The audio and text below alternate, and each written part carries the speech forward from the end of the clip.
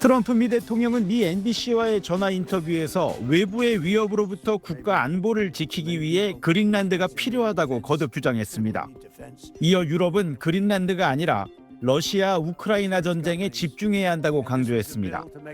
이와 함께 트럼프는 최근 다음 달부터 유럽 8개국에 대해 관세를 부과한다는 계획은 100% 실행할 거라고 말했습니다. 다만 그린란드 확보를 위해 무력을 사용할 거냐는 질문에는 노코멘트라고 밝혔습니다. 블룸버그 통신은 트럼프 대통령이 최근 요나스 가르 스테르 노르웨이 총리에게 보낸 편지 내용 일부를 공개했습니다. 트럼프는 편지에 8개 이상의 전쟁을 중단시켰는데도 노르웨이가 노벨 평화상을 주지 않기로 결정했다며 자신은 더 이상 순수하게 평화만을 생각해야 한다는 의무를 느끼지 않는다고 적었습니다. 이어 우리가 그린란드에 대해 완전하고 전면적인 통제권을 가지지 않는 한 세계는 안전하지 않다고 주장했습니다. 노벨상 수상자는 노벨위원회가 결정하는데 트럼프 대통령이 왜 노르웨이 총리에게 편지를 전달했는지는 알려지지 않았습니다. 이에 대해 트럼프는 뭐라고 말하던 노벨상 선정은 노르웨이 정부가 완전히 통제하고 있다고 반박했습니다. 이어 자신은 노벨상에 관심이 없다며 8개 전쟁을 멈춰 많은 생명을 구한 게 더 큰 보상이라고 언급했습니다. 그린란드는 오는 3월 전통문화 행사인 개썰매 경주대회에 그린란드 특사로 임명된 제프 랜드리 미 루이지애나 주지사의 초청을 취소하기로 했습니다. 워싱턴에서 SBS 이한석입니다. 상패를 든 트럼프 미 대통령과 지난해 노벨 평화상 수상자인 베네수엘라 야권 지도자 마차도가 나란히 서서 활짝 웃고 있습니다. 상패에 담긴 건 지난해 노벨 평화상 메달. 미국의 베네수엘라 마두로 대통령 생포작전에 감사하다며 마차도가 트럼프에게 자신이 받은 노벨 메달을 선물한 겁니다.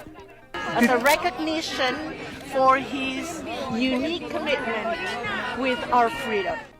트럼프는 SNS를 통해 마차도의 선물에 감사를 표하며 상호 존중의 멋진 제스처라고 답했습니다.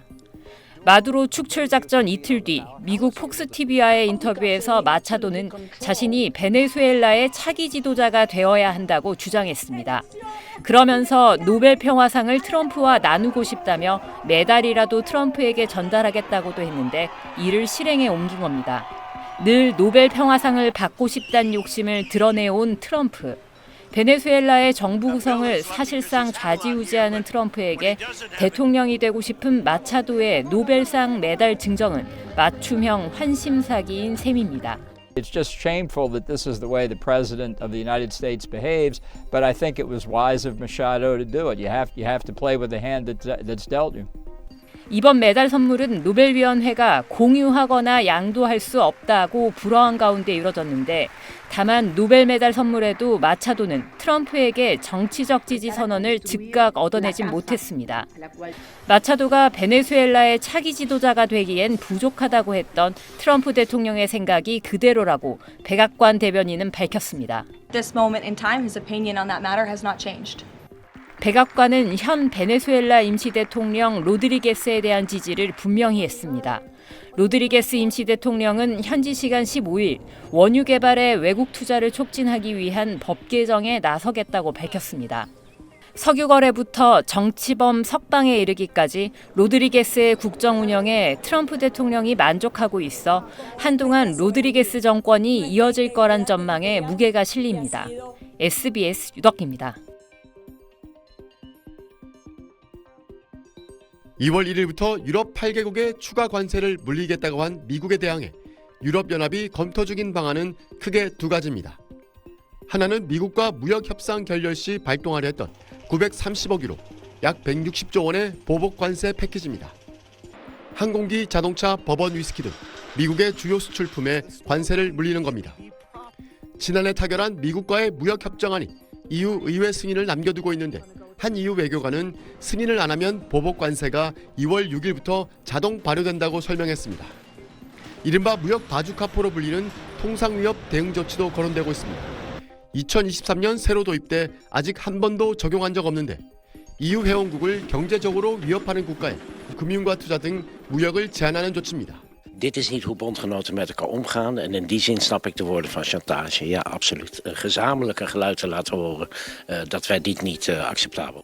유럽연합은 어제 대책회의에 이어 오는 22일엔 긴급 정상회담을 열고 공동 대응 방안을 정할 예정입니다. 트럼프 미국 대통령은 이런 유럽의 움직임이 알려진 뒤 자신의 SNS에 의미심장한 글을 올렸습니다. 나토가 20년간 덴마크에 그린란드에서 러시아의 위협을 몰아내야 한다고 했지만 덴마크는 아무것도 하지 못했다면서 이젠 때가 됐고 완수될 것이라고 밝혔습니다.